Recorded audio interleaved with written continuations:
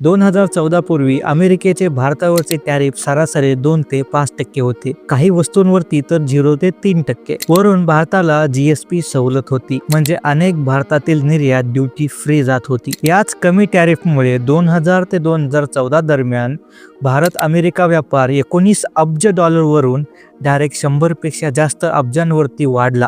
तेव्हा अशा प्रकारचा रेसिप्रोकल टॅरिफ नव्हता. मग बदल नेमकं कधी झाला?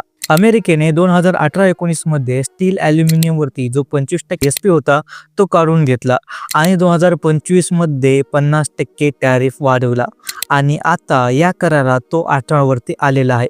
इथे प्रश्न हाच आहे की जर 2014 पूर्वी 2 ते 5% व्यापार वाढत होता आणि आज तो टॅरिफ 18% झालाय, तर हा माइलस्टोन कसा? दुसरा प्रश्न म्हणजे जर शेतीचे मुख्य क्षेत्र गहू, तांदूळ, डाळी, कांदा, बटाटा, मसाले इत्यादी प्रोटेक्टेड आहे, तर सरकार स्पष्ट सेक्टर वाईज डेटा का देत नाही? तिसरा प्रश्न हा इंटेरियम करार आहे.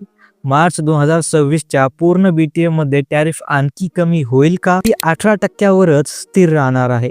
शेतकऱ्यांना भीती वाटते कारण माहिती तुटक आहे. पूर्ण ट्रान्सपरन्सी कधी? कारण ही पूर्ण आकडे, टाइमलाईन आणि हमी लोकांसमोर ठेवायलाच हवी.